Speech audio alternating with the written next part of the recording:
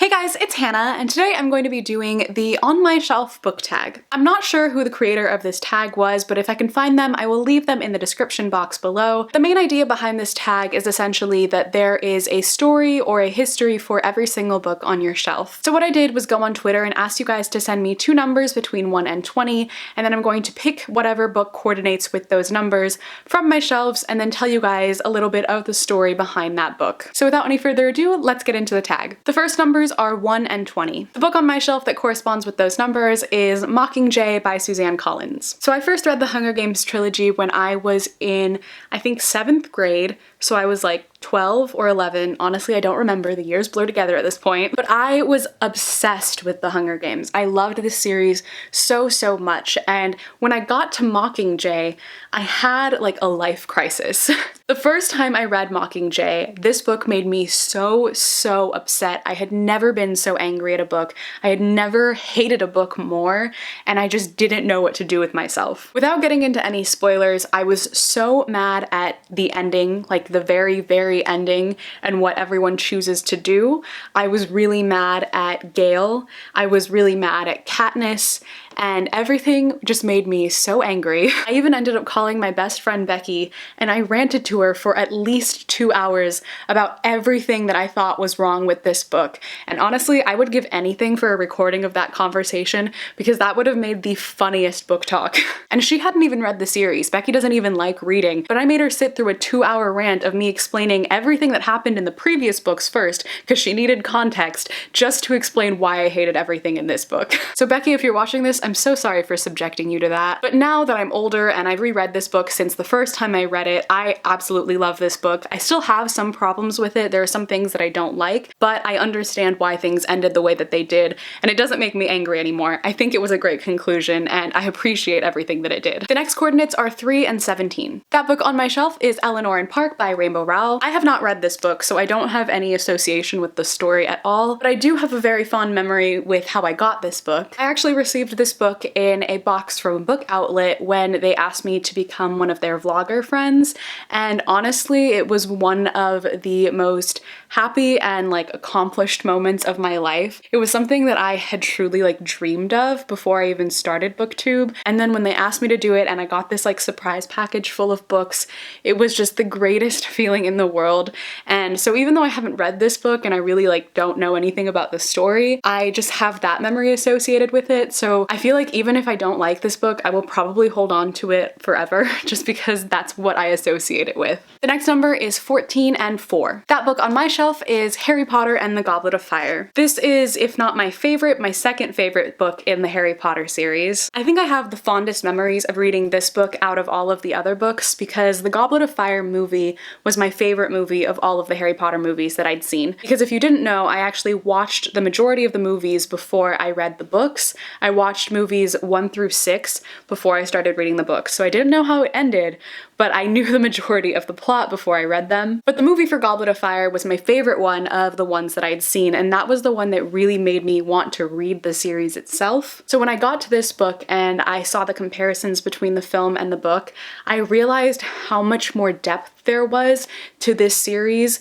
than the movies could ever portray. And I think it was this book that made me really fall in love with the Harry Potter series because I saw how complex it was and how much there was to this world and to these characters. And that is what I truly love in reading, just the depth of it all. And that's exactly what I experienced with this book the first time I read it. So it will forever hold a very special place in my heart for showing me how much I truly love to read. The next numbers are 8 and 11. That book on my shelves is The Hero of Ages by Brandon Sanderson. This is the third book in the Mistborn trilogy, which is one of my all-time favorite trilogies, and I actually haven't read this one yet. I've read the first two, but I haven't finished The Hero of Ages, and I really need to, but I just like keep putting it off, and I just don't want this trilogy to end. Like, I love it so much, and I want to stay in this world forever, so I like just keep putting this last book off. I do that with so many series, specifically trilogies, and I don't know why. But yeah, these books are actually actually the ones that got me into adult fantasy, because before then I didn't read much adult fantasy, and I still don't really read that much adult fantasy, but it introduced me to a lot of other adult fantasy books that I now have on my shelves, and now I'm really excited to read those too, because they used to seem so intimidating because they would seem like too complicated, but this world, while it is extremely complicated and complex, it's not confusing. It's very, very straightforward, and it like makes logical sense if magic could make any possible sense, and that's what I think is so incredible about it and why I love this series so much. Not to mention that you have an incredible main cast of characters and such an intricate magic system. It's just epic. I highly recommend this series. The next two numbers are 16 and 8. I'm getting so many good books from this, but this next one is Vicious by V.E. Schwab. This is one of my all-time favorite books by one of my all-time favorite authors, and I actually got the opportunity to meet Victoria Schwab and interview Victoria Schwab, which I have a video of, and I will leave it linked on the screen as well as down below if you'd like to go watch it. It was honestly one of like the highlights of my life. I read this book in 2015, I think, or 2016, honestly don't remember, but I loved it so, so much. It's this sci-fi book that follows these two college students who are best friends and roommates, and they're working on their thesis, and their thesis is about the existence of EOs, or extraordinary people, essentially people with superhuman abilities. And they end up experimenting with this, and they discover how to create EOs, and then all of that just kind of backfires, and it leads to a whole slew of things that happen, and I don't want to get into spoilers, but it's incredible. If you haven't read Vicious,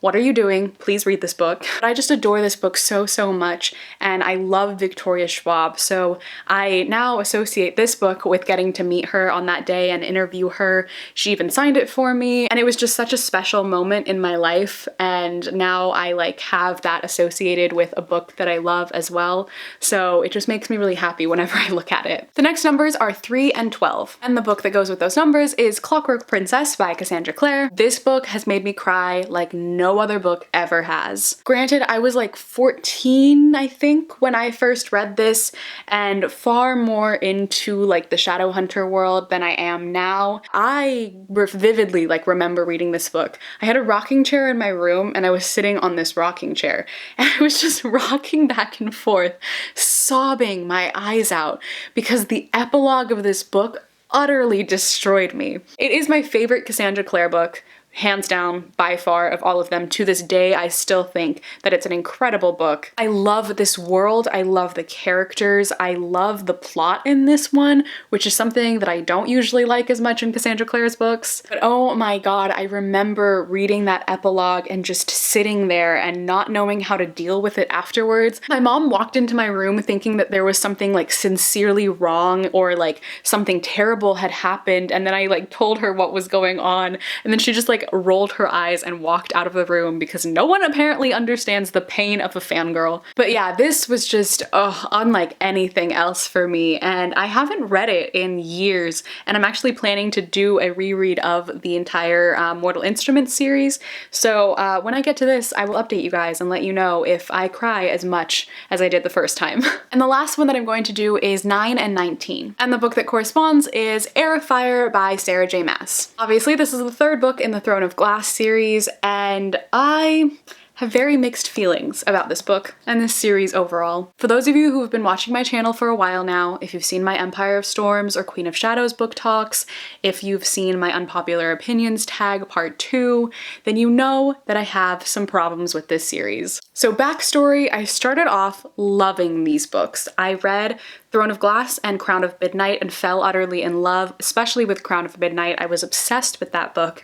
And then I got to Heir of Fire, and I found this one to be a little bit more boring, but I still liked it, and I was still really into the world and the characters. And then when I got to like the next two books, I started to like genuinely hate the series and hate these books, and then it made me dislike the first 3 books as well. So I would honestly have to like reread this one to tell you like my honest, true opinion of this like as its own individual book. But from my initial thoughts, I did think it was more on the boring side and kind of just like a filler book, even though technically a lot should have happened in this book. But yeah, the biggest reason I really don't like this is because I am not a fan of Rowan at all. I can't stand his character. And I also just like cannot stand Aelin, and this was like where the two of them were created as individuals and where like their relationship and like friendship started. So I kind of resent it for that because I just cannot stand either of them. So yeah, kind of indifferent memories associated with this one. Alright guys, so that is it for the On My Shelf tag. I hope you guys enjoyed watching this video. Let me know in the comments down below if you have read any of the books that I mentioned in this video. Do you have any special memories attached to them? Or if there are any books that are really special to you for whatever reason,